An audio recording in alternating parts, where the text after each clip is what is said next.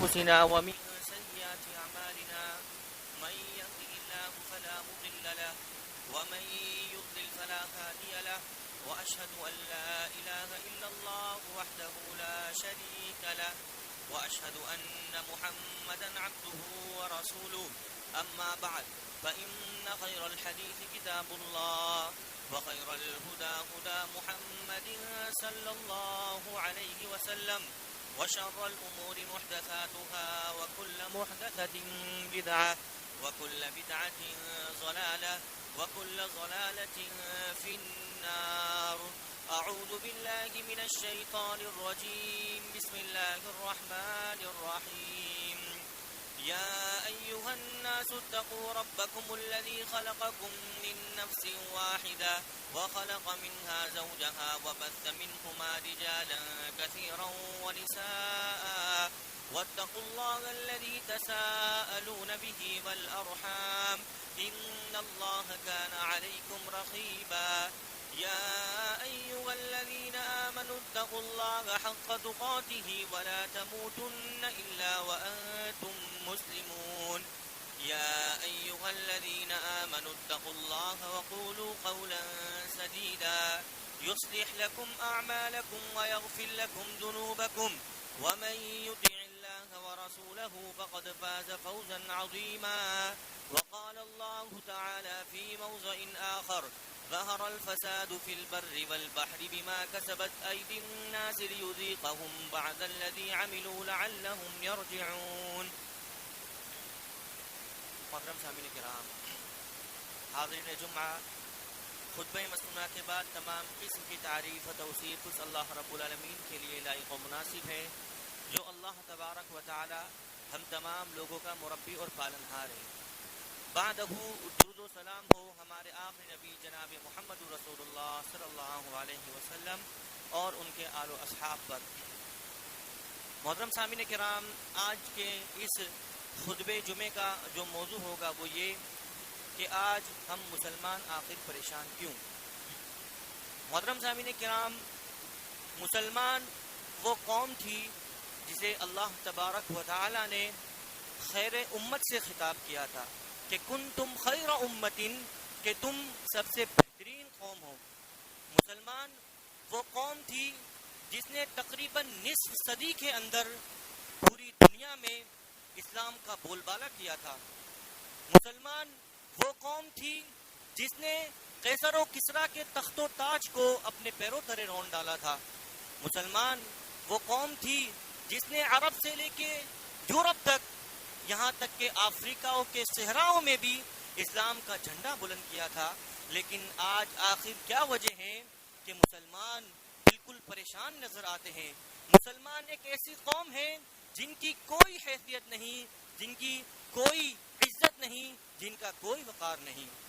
کل وہی مسلمان تھے جو باعزت تھے، جو باوقار تھے، جن کا رعب اتنا زبردست تھا کہ دور دراز اگر دشمن ہوتا تو اللہ رب العالمین نے اتنا زبردست رعب و دبدبہ دیا تھا مسلمانوں کے اندر کہ دور دراز اگر کوئی دشمن ہوتا تو مسلمان کے رعب سے وہ کانپ جاتا، مسلمان کے رعب سے وہ تھرا اٹھتا. لیکن افسوس تد افسوس، آج ہم یہی مسلمان ہیں، کل جو باعزت تھے آج ہم اس کے بالکل برعکس، آج ہم ذلیل ہیں، ہماری کوئی حیثیت نہیں، ہمارا کوئی وقار نہیں. آخر کیا وجہ ہے، کیا اسباب ہیں جن کی وجہ سے آج ہم پریشان ہیں؟ آج ہم ذلت و رسوائی کے در در ٹھوکریں کھا رہے ہیں. آج ذلت و رسوائی کی وہ کون سی ایسی قسم ہے جس سے مسلمان دو چار نہیں؟ آئیے ہم اسباب تلاش کرتے ہیں کہ وہ کون سے اسباب ہیں جس کی وجہ سے آج مسلم امت، مسلم قوم پریشان ہے. محترم سامعین کرام، میں نے چند ایک اسباب آپ حضرات کے لیے منتخب کیے ہیں کہ آج انہی سبب کے تحت آج ہم مسلمان پریشان ہیں. سب سے پہلا سبب جو سب سے اہم ہے وہ یہ کہ آج ہم نے ہمارے تمام معاملات کے اندر اسلام کو پس پشت ڈال دیا ہے. ہمارے تمام معاملات کے اندر، چاہے ہماری شادی بیاہ کا مسئلہ ہو، ہمارے نکاح کا مسئلہ ہو، ہمارے لین دین کا مسئلہ ہو، ہماری تجارت کا مسئلہ ہو، ہمارے جینے کا مسئلہ ہو، آج ہم نے ہر مرحلے میں اسلام کو پس پشت ڈال دیا. محترم سامعین کرام، یاد رکھیے اسلام کو پس پشت ڈال کر، اسلام کو چھوڑ کر اور دنیاوی تہذیب کو اپنا کر اگر کوئی شخص یہ گمان کرے، یہ سوچے کہ اللہ رب العالمین مجھے عزت سے نوازے گا، میں اس کے ذریعے اپنی پریشانی کو دور کروں گا، تو یاد رکھیے یہ اس کی غلط فہمی اور خام خیالی ہے۔ اللہ رب العالمین نے عزت تو اسلام کے اندر رکھی، تو آخر وہ شخص جو اسلام کو چھوڑ کر یہ گمان کرے کہ اللہ مجھے عزت دے گا، میری پریشانی کو دور کرے گا، یاد رکھیے اس شخص کی خام خیالی اور بے وقوفی ہے۔ آپ کو عمر رضی اللہ تعالی عنہ کا وہ قول یاد ہوگا کہ ایک مرتبہ عمر رضی اللہ تعالی عنہ اور ابو عبیدہ بن جراح یہ شام کی طرف سفر کرتے ہیں۔ ابو عبیدہ بن جراح رضی اللہ تعالی عنہ کہتے ہیں کہ ہم شام کی طرف سفر کرتے ہیں کہ راستے کے اندر ایک پانی یا کیچڑ وغیرہ کی کوئی چیز آتی ہے، تو عمر رضی اللہ تعالی عنہ کا گزر وہاں سے ہوتا ہے۔ جب دیکھتے ہیں کہ نیچے پانی یا کیچڑ ہے، عمر رضی اللہ تعالی عنہ اپنے دونوں جوتے نکال کر اپنے کاندھے پر کچھ اس طرح رکھ لیتے ہیں۔ ابو عبیدہ بن جراح جب دیکھتے ہیں کہ عمر رضی اللہ تعالی عنہ نے دونوں جوتے نکال کر اپنے کندھے پر ڈال دیے ہیں، تو کہتے ہیں اے عمر، تم امیر المؤمنین ہو، تم خلیفہ ہو، تم ابھی ملک شام کی طرف جا رہے ہو، وہاں کے امراء دیکھیں گے تو آپ کی کیا ویلیو ہوگی، آپ کا کیا امپریشن ان کے سامنے پڑے گا۔ عمر رضی اللہ تعالی عنہ جلال سے کہتے ہیں اے ابو عبیدہ، یہ تم تھے، اگر کوئی اور مجھے اس طرح کا جملہ کہتا تو میں پوری دنیا کے لیے اسے عبرت کا نشان بنا دیتا۔ اے ابو عبیدہ سنو، انا كنا اذل قوم فاعزنا اللہ بالاسلام۔ ابو عبیدہ سنو، ہم ذلیل قوم میں سے تھے، ہم ایسی قوم تھے جن کی کوئی عزت نہیں تھی، جن کا کوئی وقار نہیں تھا، جن کی کوئی حیثیت نہیں تھی، فاعزنا اللہ بالاسلام، اللہ رب العالمین نے اسلام کے ذریعے ہمیں عزت دی۔ تو محترم سامعین کرام، آج بھی ہمیں عزت چاہیے تو ہمیں اسلام کے اندر عزت تلاش کرنی پڑے گی۔ آج بھی اگر ہم چاہتے ہیں کہ اللہ رب العالمین ہماری پریشانیوں کو دور کر دے، ہم چین و سکون کی زندگی گزارے، تو محترم سامعین کرام وہ زندگی بھی ہمیں اسلام کے اندر ملے گی۔ عمر رضی اللہ تعالی عنہ کا جملہ سنیے کہ انا كنا اذل قوم، ہم ذلیل قوم میں سے تھے، فاعزنا اللہ بالاسلام، اللہ رب العالمین نے ہمیں اسلام کے ذریعے عزت دی۔ پھر وہ کہتے ہیں مہما نطلب العزہ بغیر ما اعزنا اللہ بہ اذلنا اللہ۔ اے ابو عبیدہ سنو، جب ہم ایسی جگہ سے عزت تلاش کریں گے جہاں اللہ رب العالمین نے عزت نہیں رکھی، بہ اذلنا اللہ، تو اللہ تبارک و تعالی ہمیں اس جگہ سے ذلیل کر دے گا۔ محترم سامعین کرام، آج ہم زندگی کے ہر معاملات میں اسلام کو اپنے پیچھے ڈال کر دنیاوی تعلیم کو اپنائیں، دنیاوی تہذیب و تمدن کو اپنا کر ہم یہ سوچیں کہ ہمیں عزت ملے گی، تو یاد رکھیے اس جملے سے پتا چل رہا ہے کہ اس جگہ سے اللہ رب العالمین ہمیں ذلیل کر دے گا۔ تو محترم سامعین کرام، ہمیں چاہیے، ہم اگر ہماری زندگی میں چین و سکون چاہتے ہیں تو ہمیں چاہیے کہ زندگی کے ہر معاملات میں، ہر مرحلے میں ہم اسلام سے رہنمائی حاصل کریں، ہم اسلام کو پس پش نہ ڈالیں، بلکہ اسلام کے دائرے میں رہ کر ہم ہماری زندگی کا ہر معاملات حل کریں۔ یاد رکھیے اسی میں اللہ رب العالمین نے ہمارے لیے عزت رکھی ہے، اور اسلام ہی ہے جس کو اپنا کر ہم چین و سکون حاصل کر سکتے ہیں۔ محترم سامعین کرام، آج ہم جو پریشان ہیں، ہم میں سے ہر شخص اتفاق کرے گا کہ آج یہ پریشانی ہمارے کرتوتوں کی وجہ سے ہیں، ہماری جو بدعمالیاں، جو برائیاں ہیں، اسی وجہ سے آج ہم پریشان ہیں۔ ابھی اللہ رب العالمین نے ہمارے مکمل گناہ کی سزا نہیں دی۔ جب بندہ گناہ کرتا ہے اللہ رب العالمین تھوڑی سی رسی سخت کرتا ہے، مکمل سزا نہیں دیتا، اللہ تھوڑی سی پکڑ مضبوط کرتا ہے تاکہ وہ لوٹ آئے۔ یاد رکھیے آج ہم جو پریشان ہیں، ہم ایک طرف ہمارے گناہوں کو سامنے رکھیں اور ایک طرف ہم اپنی زندگی کا جائزہ لیں، تو پتا چلے گا کہ اللہ رب العالمین نے ابھی مکمل سزا ہمیں نہیں دی ہے، تاکہ اللہ چاہتا ہے ابھی تھوڑی سی پکڑ مضبوط کروں تاکہ میرا بندہ میری طرف پلٹ آئے۔ اللہ تبارک و تعالیٰ قرآن مجید میں ارشاد فرماتا ہے ظہر الفساد فی البر والبحر بما کسبت ایدی الناس لیذیقہم بعد الذی عملوا لعلہم یرجعون، کہ تری اور خشکی کے اندر جو بھی فساد پھیلا ہوا ہے، تری اور خشکی میں جو بھی پریشانیاں آئی ہوئی ہیں، یہ انسان کے کرتوتوں کے سبب ہیں، انسان کے بدعمالیوں کی وجہ سے ہیں۔ اللہ کہتا ہے لیذیقہم بعد الذی عملوا لعلہم یرجعون، ابھی ہم نے ان کے بعض کرتوتوں کی سزا ابھی ہم نے دی، ابھی ہم نے مکمل سزا نہیں دی، ابھی ان کے کچھ گناہ کی ہم نے بعض سزا دی ہے، لعلہم یرجعون، شاید کہ یہ لوگ اللہ کی طرف پلٹ آئے، شاید کہ یہ لوگ میری طرف رجوع ہو جائے۔ تو محترم سامعین کرام، اگر اب بھی ہم اللہ کی طرف رجوع نہ ہوئے تو یاد رکھیے اللہ کا عذاب بڑا سخت ہے، اللہ کی پکڑ بڑی سخت ہے۔ اللہ ارشاد فرماتا ہے وَلَوْ يُؤَاخِذُ اللَّهُ النَّاسَ بِظُلْمِهِمْ مَا تَرَكَ عَلَيْهَا مِن دَابَّةٍ وَلَكِن يُؤَخِّرُهُمْ إِلَىٰ أَجَلٍ مُّسَمًّى، کہ اللہ رب العالمین انسانوں کی گناہ سزا دینے پر آئے تو روئے زمین پر کوئی بھی جاندار باقی نہ رہے، یعنی ہمارے گناہ اتنے سنگین ہیں، اتنے سخت ہیں کہ اللہ کہتا ہے اگر تمہارے گناہ کی سزا دینے پر میں آؤں تو روئے زمین پر کوئی بھی جاندار باقی نہ رہے۔ اللہ کہتا ہے وَلَٰكِن يُؤَخِّرُهُمْ إِلَىٰ أَجَلٍ مُّسَمًّى، لیکن میں نے ایک وقت مقررہ تک مہلت دی ہے، ڈھیل دی ہے، تاکہ بندے میری طرف پلٹ نہ آئے۔ اگر اب بھی ہم اللہ کی طرف نہ بڑھیں تو یاد رکھیے جب موقع ختم ہو جائے گا تو اللہ رب العالمین ایک لمحہ بھی آگے پیچھے نہیں کرے گا۔ تو محترم سامعین کرام، وقت ہے ہم پلٹ آئے، ہم اللہ کی طرف لوٹ آئے۔ اگر ہم پلٹ گئے تو اللہ رب العالمین کا ہم سے وعدہ ہے کہ اللہ تمہیں زمین کی خلافت عطا کرے گا جس طرح تم سے پہلے کے لوگوں کو خلیفہ بنایا تھا۔ قرآن مجید میں اللہ ارشاد فرماتا ہے وعد اللہ الذین آمنوا منکم وعملوا الصالحات لَيَسْتَخْلِفَنَّهُمْ فِي الْأَرْضِ كَمَا اسْتَخْلَفَ الَّذِينَ مِنْ قَبْلِهِمْ وَلَيُمَكِّنَنَّ لَهُمْ دِينَهُمُ الَّذِي ارْتَضَىٰ لَهُمْ وَلَيُبَدِّلَنَّهُمْ مِنْ بَعْدِ خَوْفِهِمْ أَمْنًا۔ اللہ رب العالمین ارشاد فرماتا ہے کہ اللہ رب العالمین نے تم سے اور ان لوگوں سے وعدہ کیا ہے جنہوں نے نیک اعمال کیے اور جو لوگ ایمان لائے۔ کیا وعدہ کیا ہے؟ لَيَسْتَخْلِفَنَّهُمْ فِي الْأَرْضِ كَمَا اسْتَخْلَفَ الَّذِينَ مِنْ قَبْلِهِمْ، کہ اللہ رب العالمین تمہیں زمین میں خلافت عطا کرے گا، زمین میں اللہ تمہیں خلیفہ بنائے گا۔ یہ زمین تمہاری ہے، اگر تم اللہ کی طرف پلٹ آئے تو اللہ زمین میں تمہیں خلافت عطا کرے گا، اسی طرح جس طرح تم سے پہلے کے لوگوں کو اللہ نے خلیفہ بنایا۔ اتنا ہی نہیں، اللہ کہتا ہے وَلَيُمَكِّنَنَّ لَهُمْ دِينَهُمُ الَّذِي ارْتَضَىٰ لَهُمْ، اور جس دین اسلام کو اللہ نے تمہارے لیے پسند کیا ہے اللہ رب العالمین اس دین اسلام کو غلبہ عطا کرے گا، اسے جما دے گا، اسے مضبوط کر دے گا۔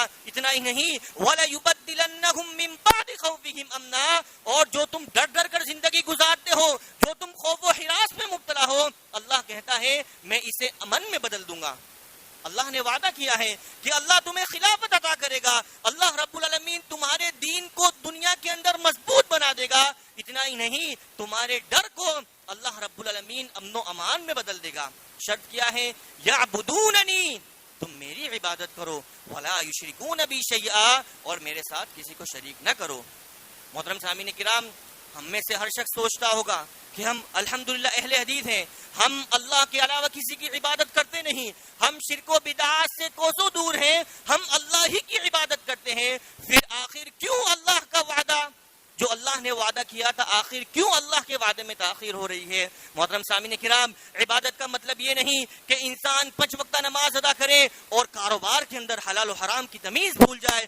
عبادت کا مطلب یہ نہیں کہ انسان رات بھر تہجد گزاری کرے اور صبح اٹھتے ہی اپنے بھائی کو دھوکہ دے۔ عبادت کا مطلب یہ نہیں کہ انسان دن کے اندر اللہ کی عبادت کرے، مسجد کے اندر اللہ کی عبادت کریں اور جیسے ہی باہر نکلے اپنی منمانی زندگی گزارے۔ عبادت کا مطلب یہ نہیں، عبادت کا مطلب یہ ہوتا ہے جیسے ہی بندہ کلمہ پڑھتا ہے، اسلام لاتا ہے، مطلب وہ گواہی دیتا ہے کہ وہ اپنی تمام خواہشات کو، اپنی تمام تمناؤں کو اللہ اور اس کے رسول صلی اللہ علیہ وسلم کے حکم کے تابع کر دے۔ اصل عبادت یہی ہے، بندہ نماز پڑھے اور تجارت کے اندر حلال و حرام کی تمیز بھول جائے، پھر کہے کہ اللہ کا وعدہ سچا نہیں۔ یہ عبادت کا مقصد، عبادت کا مطلب یہ نہیں۔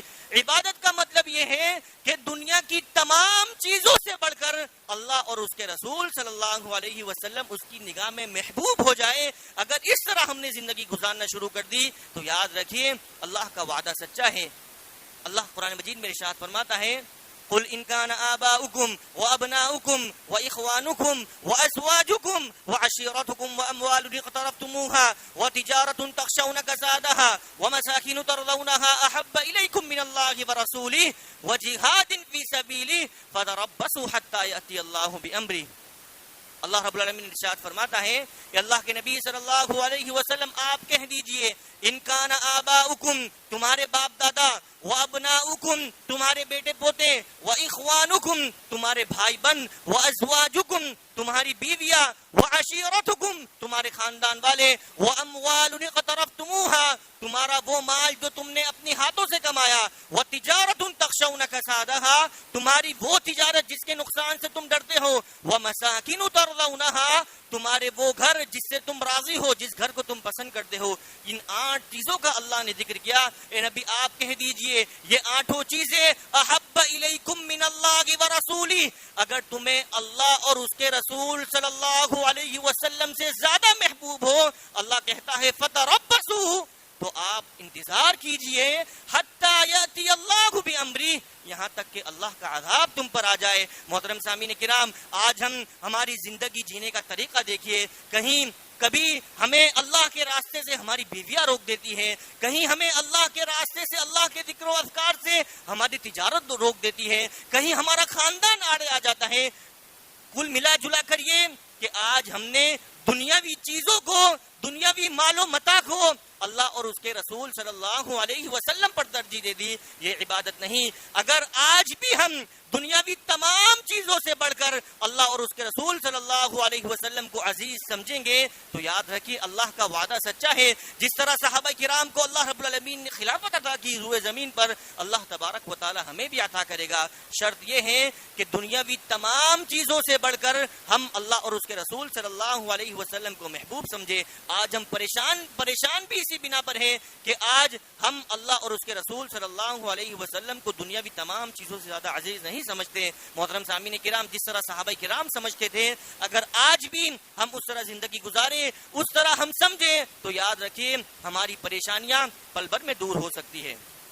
محترم سامعین کرام، پریشانی کی ایک وجہ یہ بھی، ہم نے ایک حدیث بارہا سنی ہوگی، ثوبان رضی اللہ تعالی عنہ بیان کرتے ہیں کہ اللہ کے نبی صلی اللہ علیہ وسلم نے ارشاد فرمایا یوشک الامم ان تداعى علیکم كما تداعى الأكلة إلى قصعتها فقال قائل ومن قلة نحن يومئذ قال لا بل أنتم كثير ولكنكم غثاء كغثاء السيل ولينزعن الله من صدور عدوكم المهابة منكم وليقذفن الله في قلوبكم الوهن قال قائل وما الوهن يا رسول الله قال حب الدنيا وكراهية الموت۔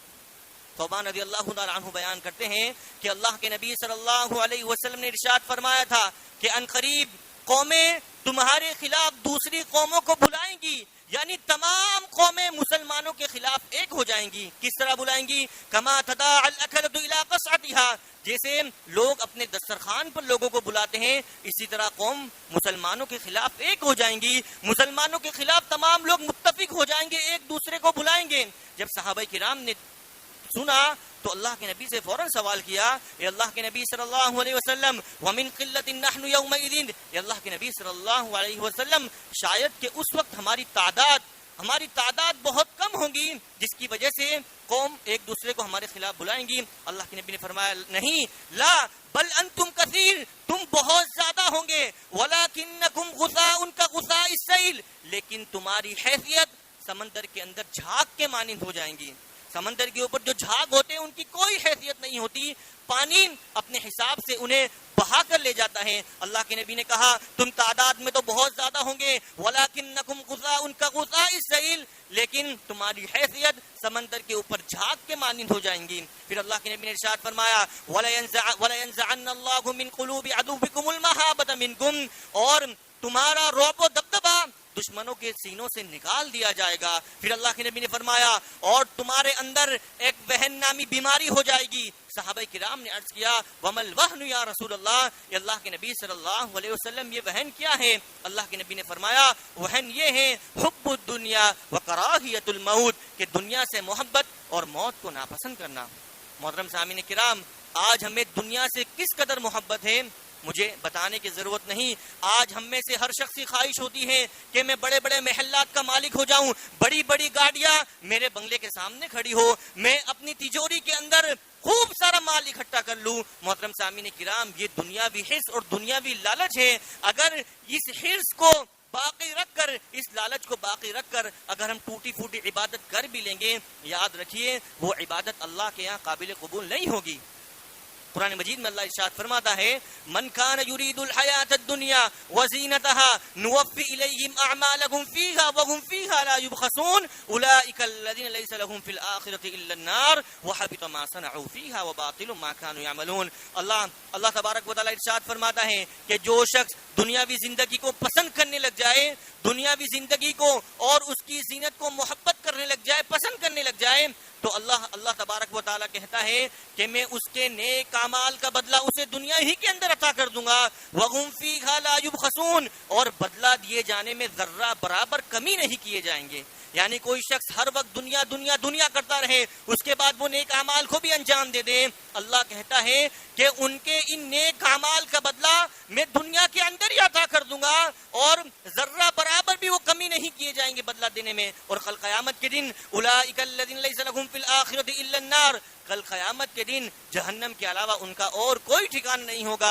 وَحَبِطَ مَا صَنَعُوا فِيهَا وَبَاطِلٌ مَا كَانُوا يَعْمَلُونَ، اور ان کے جو بھی نیک اعمال تھے اللہ رب العالمین تمام اعمال کو رائے گا و برباد کر دے گا۔ تو محترم سامعین کرام، دنیاوی لالچ رکھ کے، دنیاوی تڑپ رکھ کر، دنیا پرست بن کر اگر ہم کچھ نیک اعمال کر بھی لیں گے تو یاد رکھیے وہ اللہ کے یہاں مقبول نہیں ہوں گے۔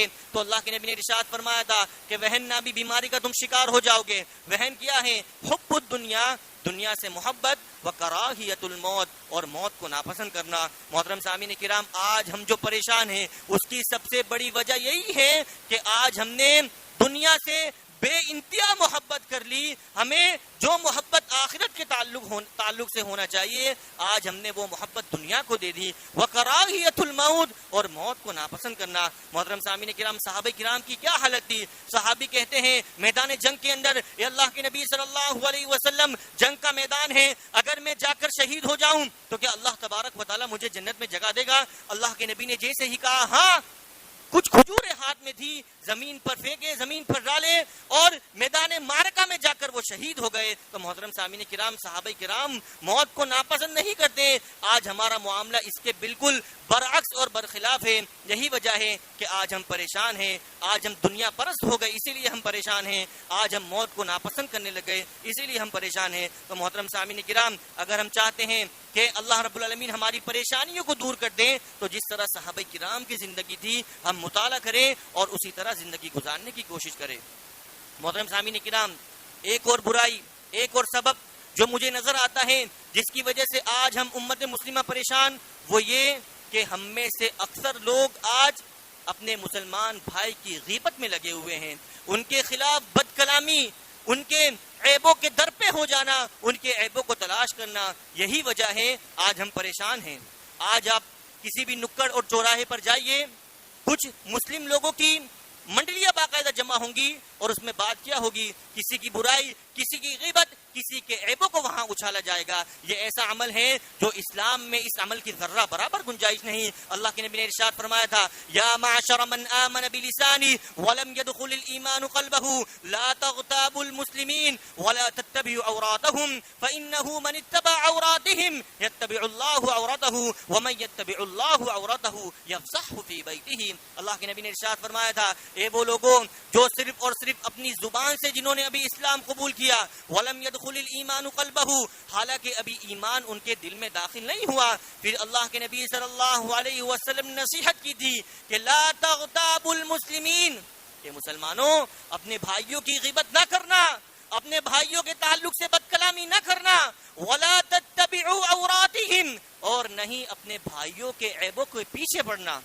پھر اللہ کے نبی نے فرمایا تھا فَإِنَّهُ مَنِ اتَّبَعَ عَوْرَاتِهِمْ، جو شخص بھی اپنے بھائیوں کی غیبت کرے گا، اپنے بھائیوں کے تعلق سے بد کلامی کرے گا، اپنے بھائیوں کے عیبوں کے در پہ ہو جائے گا، اللہ کے نبی نے ارشاد فرمایا تھا يَتَّبِعُ اللَّهُ عَوْرَتَهُ، اللہ رب العالمین بھی اس کے عیب کے در پہ ہو جائے گا، اس کے عیب کے پیچھے پڑ جائے گا۔ محترم سامعین کرام، یاد رکھیے اللہ رب العالمین اگر کسی شخص کے عیب کے پیچھے پڑ جائے تو بتائیے وہ شخص کبھی خوشحال ہو سکتا ہے؟ وہ شخص کبھی چین و سکون کی زندگی گزار سکتا ہے؟ آج ہم میں سے اکثر مسلمانوں کی حالت یہ ہے کہ ہم نے ایک پیشہ بنا لیا، ایک شیوا ہمارا ہو گیا ہے کہ ہمیں چین نہیں آتا جب تک ہم ہمارے بھائی کی غیبت نہ کر لیں، جب تک اس کے عیبوں کو 10-15 لوگوں کے سامنے بیان نہ کر دے ہمیں چین و سکون نہیں آتا۔ اللہ کے نبی صلی اللہ علیہ وسلم کی اس حدیث پر غور کیجئے کہ اگر تم تمہارے بھائیوں کے عیبوں کے در پہ ہو جاؤ گے یتبع اللہ عورتہ، تو اللہ رب العالمین تمہارے عیبوں کے پیچھے لگ جائے گا۔ اللہ کے نبی نے کہا تھا وَمَن يَتَّبِعُ اللَّهُ عَوْرَتَهُ يَفْضَحُ فِي بَيْتِهِ، اور جس شخص کے عیب کے اللہ پیچھے پڑ جائے يَفْضَحُ فِي بَيْتِهِ، تو اللہ رب العالمین اسے اس کے گھر میں ہی ذلیل کر دیتا ہے۔ محترم سامعین کرام، دنیا والوں کے سامنے تو وہ ذلیل ہوگا ہی، ساتھ ہی ساتھ اللہ اسے اس کے گھر میں ذلیل کر دے گا۔ محترم سامعین کرام، آج ہم میں سے ہر شخص اپنے گھر کو سب سے سکون کی جگہ مانتا ہے۔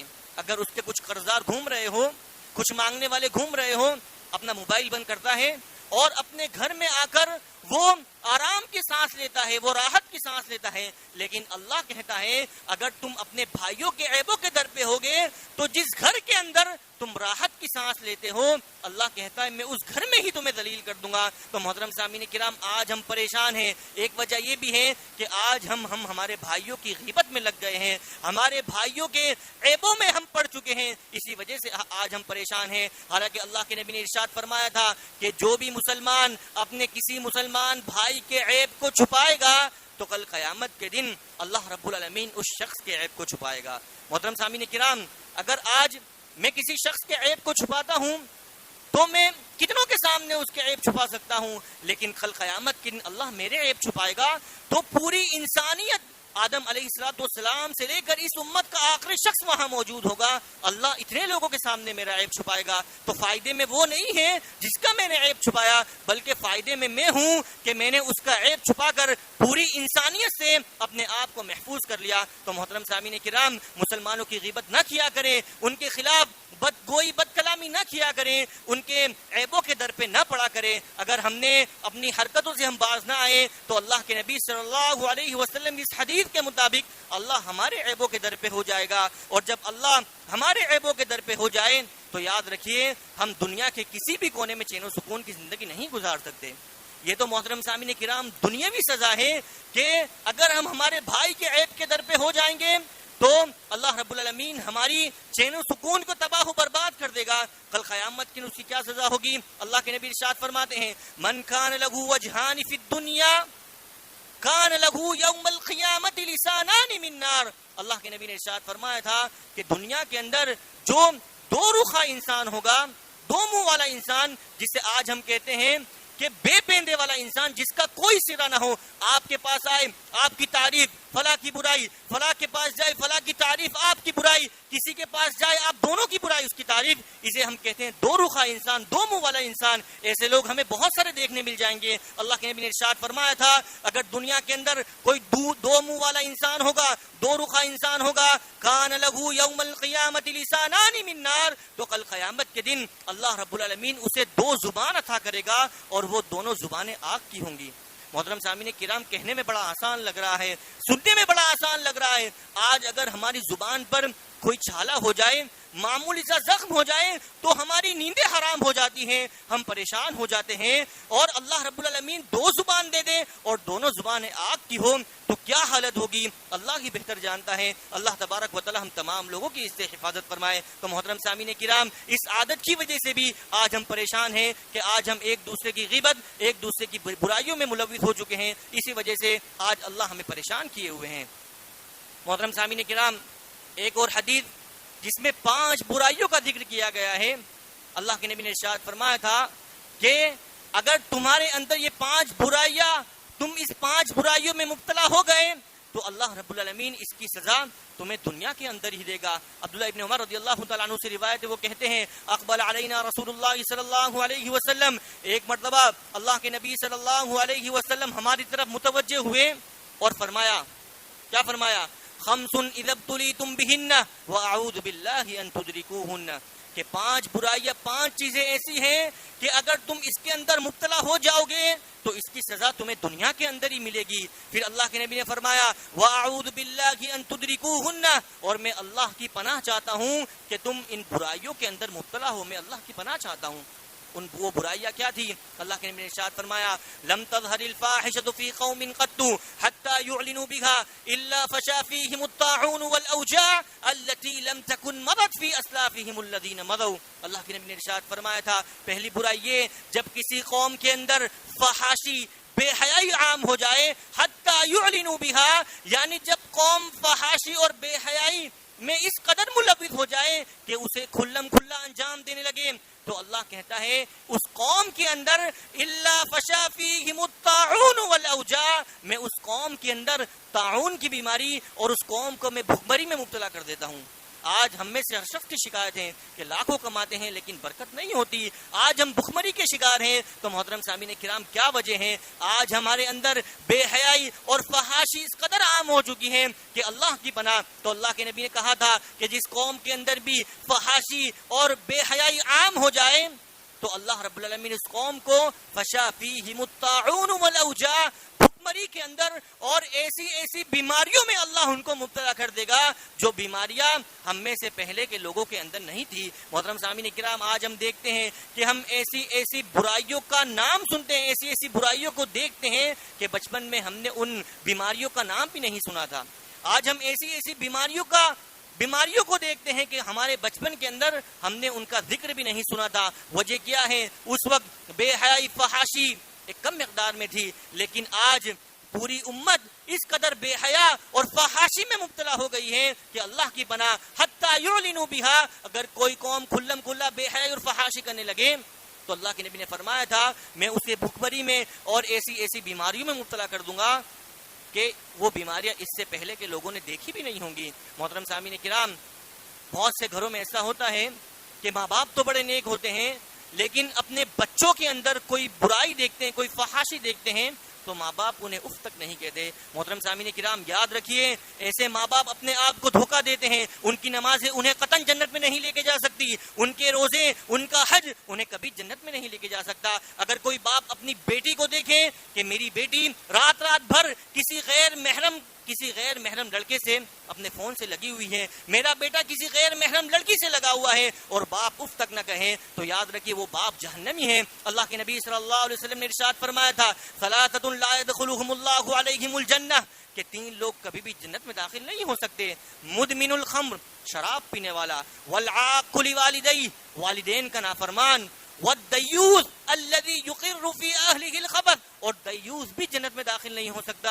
دیوث کون؟ اللہ کے نبی صلی اللہ علیہ وسلم نے وضاحت کر دی کہ دیوث وہ شخص ہے جو اپنے اہل خانہ میں، جو اپنے ماتحتی میں رہنے والے لوگوں میں کچھ برائی دیکھے، کچھ فحاشی دیکھے اور دیکھ کر اس پر وہ صبر کر لے جائے، وہ دیوث ہے. تو محترم سامعین کرام آج کچھ باپوں کی کچھ ماؤں کی بھی ایسی حالت ہے، خود تو بڑی نیک ہے لیکن اپنے بچوں کے اندر، اپنی ماتحتی میں رہنے والے لوگوں کے اندر وہ فحاشی دیکھتے ہیں لیکن انہیں اس تک نہیں کہتے. یہی وجہ ہے کہ آج ہم ایسی بیماریوں میں اللہ نے ہمیں مبتلا کر دیا کہ وہ بیماریاں ہم میں سے پہلے لوگوں کے اندر نہیں تھی. محترم سامعین کرام ایک واقعہ سنا دوں کہ صحابہ کرام کس قدر غیرت مند تھے.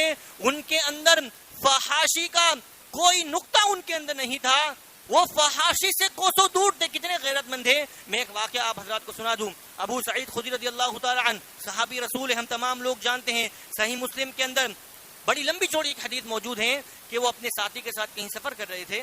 ابو سعید خدری رضی اللہ تعالی عنہ نے ایک گھر کی طرف اشارہ کیا، اپنے ساتھی سے کہا اس گھر کو دیکھ رہے ہو، چلو میں اس گھر کے تعلق سے آپ کو ایک واقعہ سناتا ہوں. ان ساتھی نے کہا سنائیے. ابو سعید خدری رضی اللہ تعالیٰ عنہ کہتے ہیں کہ غزوہ خندق کے موقع پر ایک نوجوان شخص ہوا کرتا تھا.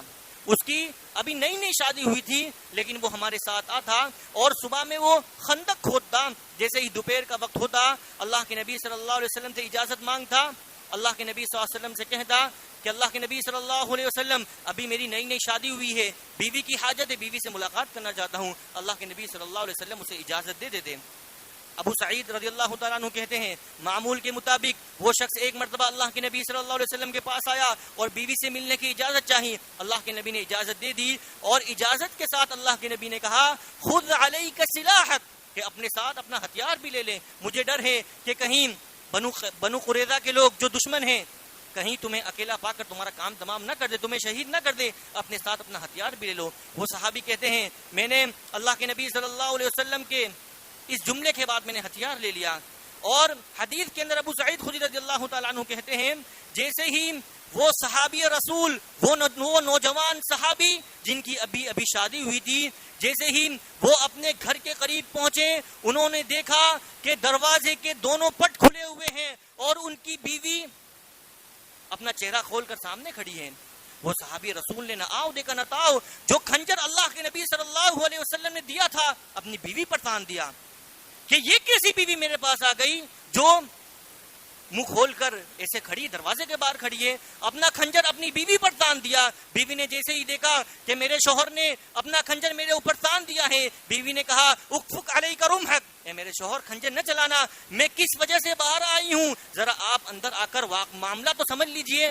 اپنے غصے کو قابو کیا اور جب اندر گئے تو دیکھا کہ ان کے بستر پر فَإِذَا هِيَ بِحَيَّةٍ عَظِيمَةٍ مُنْتَوِيَةٍ عَلَى الْفِرَاشِ، کہ ان کے بستر پر ایک سانپ لپٹا ہوا ہے۔ تو محترم سامعین کرام یہ وجہ تھی کہ ان کی بیوی گھر سے باہر تھی۔ تو آپ دیکھیے کہ صحابہ کرام کے اندر کس قدر غیرت تھی کہ وہ ذرہ برابر برداشت نہیں کر سکتے کہ ان کی بیوی بلا ضرورت دروازے کے بھی باہر آئے۔ اگر آج بھی ہمارے اندر یہ غیرت پیدا ہو جائے تو محترم سامعین کرام ہم بھوکمری سے اپنے آپ کو دور کر سکتے ہیں، جو بیماریاں نئی جن کا ایجاد ہو رہا ہے ہم اپنے آپ کو بچا سکتے ہیں۔ لیکن افسوس صد افسوس ہم اتنے منہمک ہو چکے ہیں، فحاشی اور عریانیت میں ہم اتنے گھس چکے ہیں کہ اسی وجہ سے آج ہم بھوکمری کے شکار ہیں، اسی وجہ سے آج طرح طرح کی بیماریوں نے جنم لے لیا ہے۔ تو اللہ کے نبی نے ارشاد فرمایا تھا کہ 5 چیزیں ایسی ہیں جس میں اگر تم مبتلا ہو گئے تو اس کی سزا تمہیں دنیا کے اندر ملے گی۔ پہلا کہ تم فحاشی اور عریانیت میں مبتلا ہو جاؤ تو اللہ تبارک و تعالیٰ تمہیں بھوکمری میں مبتلا کر دے گا اور ایسی بیماریوں میں اللہ مبتلا کر دے گا کہ تم نے اس بیماریوں کا ذکر پہلے نہیں سنا ہوگا۔ پھر اللہ کے نبی نے دوسری چیز بتائی وَلَمْ يَنْقُصُوا الْمِكْيَالَ وَالْمِيزَانَ إِلَّا أُخِذُوا بِالسِّنِينِ وَشِدَّةِ الْمَؤُونَةِ وَجَوْرِ السُّلْطَانِ عَلَيْهِمْ۔ اللہ کے نبی نے ارشاد فرمایا جب کوئی قوم ناپ تول میں کمی کرنے لگے، جب کوئی قوم ناپ تول میں کمی کرنے لگے الا اخذوا بالسنین، تو اللہ رب العالمین اس قوم کو قحط سالی میں مبتلا کر دیتا ہے، وشدت المؤونہ، اور اس قوم کی معاشی حالت اللہ رب العالمین بالکل برباد کر دیتا ہے، یعنی وہ قوم بھی بھوکمری میں مبتلا ہو جاتی ہے جو ناپ تول میں کمی کرنے لگے۔ محترم سامعین کرام ناپ تول میں کمی کرنے کا مطلب یہ نہیں کہ جس کی تجارت ایسی ہو جس میں ترازو کا استعمال ہوتا ہے، صرف یہ مطلب نہیں، ہر وہ تاجر مراد ہے جو لین دین میں دھوکہ دھڑی کرتا ہو، جو لین دین میں اپنے بھائیوں کو بیوقوف بناتا ہو، جو حلال و حرام میں تمیز نہ کرتا ہو، ہر وہ تاجر یہاں مراد ہے کہ جب ہم ناپ تول میں کمی کریں گے، لوگوں کو دھوکہ دیں گے، لوگوں کو بیوقوف بنائیں گے، تو اللہ کہتا ہے کہ الا اخذوا بالسنین، میں اس قوم کو قحط سالی میں مبتلا کر دوں گا، وشدت المؤونہ، اور معاشی حالت اس قوم کی بالکل تباہ و برباد ہو جائیں گی۔ اتنا ہی نہیں وجود السلطان علیہم، اور ایک ظالم بادشاہ، ظالم حکمراں میں اس قوم پر نافذ کر دوں گا۔ محترم سامعین کرام آج جو بھی حالات ہیں آپ یقین مانیے یہ ہمارے کرتوتوں کی وجہ سے، آج ہم نگاہ دوڑائے ہماری تجارت کے اندر، ہمارے کاروبار کے اندر کس قدر گھپلے بازی ہم نے کر رکھی ہے، کس قدر لوگوں کو ہم نے دھوکہ دھڑی سے ہم لوگوں کے ساتھ کام لے رہے ہیں، یہ آج ہمارے کرتوتوں کے عوض ہم آج پریشان ہیں۔ تو اللہ کے نبی نے دوسری سزا بتائی، دوسری چیز بتائی کہ جو بھی قوم ناپ تول میں کمی کرے گی اللہ رب العالمین اس قوم کو قحط سالی میں مبتلا کر دے گا اور ظالم بادشاہ کے اللہ رب العالمین ان کے ظالم بادشاہ کے ظلم کے حوالے کر دے گا۔ تیسری چیز اللہ کے نبی نے ارشاد فرمائی وَلَمْ يَمْنَعُوا زَكَاةَ أَمْوَالِهِمْ، جو بھی قوم اپنے مال میں زکوٰۃ ادا نہیں کرے گی إِلَّا مُنِعُوا الْقَطْرَ مِنَ السَّمَاءِ، اللہ رب العالمین آسمان سے بارش کو روک لے گا۔ پھر اللہ کے نبی کہتے ہیں وَلَوْلَا الْبَهَائِمْ لَمْ يُمْطِرُوا، اگر یہ چوپائے نہ ہوتے تو اللہ رب العالمین بارش کبھی نہ برساتا۔ محترم سامعین کرام شکر منائیں اللہ کا اور ان بے زبان جانوروں کا جن کے عوض آج اللہ رب العالمین بارش دے رہا ہے۔ تو اللہ کے نبی نے فرمایا تیسری چیز کہ کوئی بھی قوم جب زکوٰۃ ادا نہیں کرے گی تو اللہ رب العالمین کیا کرے گا، آسمان سے بارش کو روک لے گا۔ ہم میں سے ہر شخص کہتا ہوگا کہ ہم تو زکوٰۃ بالکل پابندی سے ادا کرتے ہیں۔ محترم سامعین کرام زکوٰۃ کا مطلب یہ ہے کہ انسان اپنے مال کا مکمل حساب کرنے کے بعد زکوٰۃ ادا کرے، اندازے سے ادا نہ کرے۔ ہم میں سے اکثر لوگ اندازے سے زکوٰۃ ادا کرتے ہیں۔ محترم سامعین کرام اندازے سے زکوٰۃ ادا کرنا نہ کرنا دونوں برابر ہیں، بلکہ اپنے مال کا مکمل حساب لگائے اور مکمل حساب لگانے کے بعد وہ زکوٰۃ ادا کرے۔ تیسری برائی اللہ کے نبی نے ذکر کی کہ جو بھی قوم زکوٰۃ دینے سے انکار کر دے گی اللہ آسمان سے بارش کو روک لے گا۔ چوتھی چیز اللہ کے نبی صلی اللہ علیہ وسلم ارشاد فرماتے ہیں وَلَمْ يَنْقُضُوا عَهْدَ اللَّهِ وَعَهْدَ رَسُولِهِ، کہ جو بھی شخص جو بھی قوم اللہ اور اس کے رسول صلی اللہ علیہ وسلم کے عہد کو توڑے گا. آج ہم نے اللہ سے کئی وعدے کیے ہیں کہ اللہ تیری عبادت کریں گے, تیرے علاوہ کسی کے ساتھ شریک نہیں کریں گے. محترم سامعین کرام, جب بھی کوئی بندہ اسلام میں داخل ہوتا ہے, ایمان میں داخل ہوتا ہے, تو گویا وہ یہ گواہی دیتا ہے کہ اپنی تمام خواہشات کو وہ اللہ اور اس کے رسول صلی اللہ علیہ وسلم کے حکم کے مطابق ڈھال دے گا. تو اللہ کے نبی نے فرمایا جب بھی کوئی قوم اللہ اور اس کے رسول صلی اللہ علیہ وسلم کے عہد کو توڑے گی تو اللہ کے نبی ارشاد فرماتے ہیں الا سلط اللہ علیہم عدوا من غیرہم, اللہ رب العالمین ایسی قوم پر دشمنوں کو مسلط کر دے گا. اور دشمن کیا کریں گے؟ فاخذوا بعض ما فی ایدیہم, وہ دشمن تمہارے ہاتھ میں جو بھی ہوگا, سب کچھ جو بھی ہوگا سب ضبط کر لیں گے, یعنی تمہاری پراپرٹی ضبط کر لی جائے گی. تو محترم سامعین کرام, اگر ہم چین و سکون چاہتے ہیں تو اللہ اور اس کے رسول صلی اللہ علیہ وسلم کے عہد و پیمان کو نہ توڑے. پانچویں اور آخری چیز جس کے بارے میں اللہ کے نبی نے ارشاد فرمایا تھا وما لم تحکم ائمتهم بکتاب اللہ, جب کسی قوم کے رہنما, کسی قوم کے امراء, کسی قوم کے حاکم اللہ کی کتاب کے مطابق فیصلہ نہیں کریں گے, وَيَتَخَيَّرُوا مِمَّا أَنزَلَ اللَّهُ, اور اس چیز کو اختیار نہیں کریں گے جو اللہ نے نازل کی ہے, تو اللہ رب العالمین اللہ کے نبی صلی اللہ علیہ وسلم کہتے ہیں کہ میں اس قوم کو آپس میں لڑا دوں گا. تو محترم سامعین کرام, ان 5 چیزوں کو آج ہم لوگ جائزہ لیں, ہماری زندگی کے اندر جائزہ لیں. اس میں سے اکثر چیز آج ہماری زندگی کے اندر موجود ہوں گی, اسی وجہ سے ہم پریشان ہیں. ایک اور برائی جس کی وجہ سے آج ہم پریشان ہیں کہ ہمارے اندر سے دینداری ختم ہو چکی ہے, صالحیت ختم ہو چکی ہے. اللہ کے نبی نے ارشاد فرمایا تھا یقبض الصالح الاول فالاول ويبقى حفالة كحفالة التمر والشعير لا يعبأ الله بهم شيئا. اللہ کے نبی نے ارشاد فرمایا تھا کہ اللہ رب العالمین دھیرے دھیرے یکے بعد دیگر نیک لوگوں کو اس روئے زمین سے اٹھا لے گا, اور اس کے بعد اس روئے زمین پر جو لوگ بچیں گے وہ ایسے ہوں گے جیسے ردی کھجور اور ردی جو, ان کے برابر لوگ ہوں گے. لا یعبأ اللہ بہم شیئا, ایسے لوگوں کی اللہ کے ہاں کوئی قدر و قیمت نہیں ہوگی. محترم سامعین کرام, اس حدیث سے پتا چلا آج ہمارے اندر دینداری ختم ہو چکی ہے, صالحیت ختم ہو چکی ہے. اسی لیے آج ہماری اوقات, آج ہماری ویلیو, آج ہماری برابری ردی کھجور اور ردی جو کے مانند ہو گئی ہے. لا یعبأ اللہ بہم شیئا, اسی لیے آج اللہ کے ہمارا کوئی مقام و مرتبہ نہیں, اللہ کے ہماری کوئی عزت نہیں. محترم سامعین کرام, جب اللہ کے ہماری کوئی عزت نہیں ہوگی, کوئی ہمارا وقار نہیں ہوگا, تو محترم سامعین کرام بتائیے ہم ہماری زندگی میں خوشحالی کیسے لائیں گے؟ ہم پریشانی ہوں گے. جب ہم نے اللہ کو ناراض کیا ہے تو اللہ رب العالمین ہم تمام لوگوں کو کیسے خوش کر سکتا ہے؟ ایک آخری بات کہ اپنی بات ختم کروں, ایک اور برائی جو آج ہمارے اندر پائی جاتی وہ یہ امر بالمعروف والنہی عن المنکر کے فریضے سے رک جانا.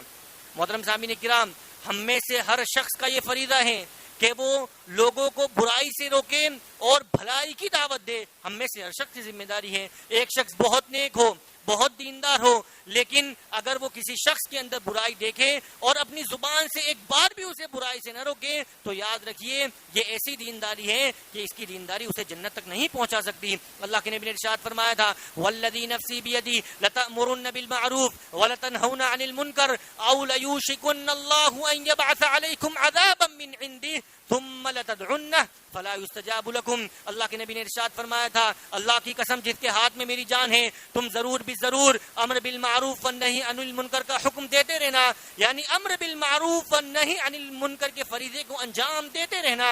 او لیوشکن اللہ ان یبعث علیکم عذابا من عنده, اگر تم نے اس فریضے کو انجام نہ دیا, اگر تم اس فریضے سے رک گئے, اللہ کے نبی کہتے ہیں ان یبعث علیکم عذابا من عنده, اللہ رب العالمین تمہارے اوپر اپنا عذاب نازل کر دے گا, اور عذاب نازل ہونے کے بعد ثم لتدعنہ, تم اللہ کو پکارو گے, اللہ سے دعا کرو گے, فلا یستجاب لکم, اللہ رب العالمین تمہاری دعا بھی قبول نہیں کرے گا. تو محترم سامعین کرام, یہ فریضہ ایسا ہے کہ ہم میں سے ہر شخص پر فرض ہے, ہر شخص کی ذمہ داری ہے کہ وہ لوگوں کے اندر کوئی برائی دیکھے تو اسے برائی سے روکے اور اچھائی کا حکم دے, بھلائی کا حکم دے. اگر ہم نے ہمارے اس فریضے کو انجام نہ دیا تو ہم انتظار کریں اللہ کے عذاب کا. اللہ کا عذاب ہمارے اوپر نازل ہوگا اور پھر ہم اللہ کو پکاریں گے, اللہ سے دعا بھی کریں گے, لیکن اللہ رب العالمین ہماری دعا قبول نہیں کرے گا. تو محترم سامعین کرام, چند اسباب تھے جو میں نے وقت کو مد نظر رکھتے ہوئے کچھ اسباب آپ حضرات کے سامنے ذکر کیے. اس کے علاوہ اور بھی بہت سارے اسباب ہو سکتے ہیں, لیکن میں نے چند ایک اسباب کا ذکر کیا. آخر میں اللہ رب العالمین سے ہم دعا کرتے ہیں کہ اللہ تبارک و تعالی ہر وہ گناہ جس گناہ کی وجہ سے آج ہم پریشان ہیں, اے اللہ ہر وہ گناہ جس گناہ کے سبب آج ہم تیرے عذاب کو مول لیے ہوئے ہیں, یا اللہ رب العالمین ان تمام گناہ سے تو ہماری حفاظت فرما. یا اللہ رب العالمین آج ہم مسلمان ہر قسم کی پریشانیوں میں مبتلا ہے, ہر قسم کی ذلت اور رسوائی سے ہم دوچار ہیں. یا اللہ ہمارا کوئی حامی اور مددگار نہیں ہے, یا اللہ تو ہمارا حامی بن جا, یا اللہ تو ہمارا مددگار بن جا.